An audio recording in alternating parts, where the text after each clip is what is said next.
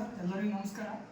ನನ್ನ ಹೆಸರು ಡಾಕ್ಟರ್ ರಮೇಶ್ ಅಂತ, ಇಲ್ಲೇ ವಜ್ಜಲಿಂದ ನನ್ನದೇ ಆದ ಒಂದು ಕ್ಲಿನಿಕಲ್ಲಿ ಈ ಒಂದು ಮಿರಾಕಲ್ ರಿಸಲ್ಟ್ ಮುಖಾಂತರ ನಾವು ನಿಮಗೆ ಹೇಳಕ್ಕೆ ಬರ್ತದೆ. ಆ್ಯಕ್ಚುಲಿ ಇವ್ರ ಹೆಸರು ಬಂದುಬಿಟ್ಟು ಹನುಮವ್ವ ಅಂತೇಳಿ ಕೋಟೆಗುಡ್ದಿಂದ ಬಂದಿದ್ದಾರೆ.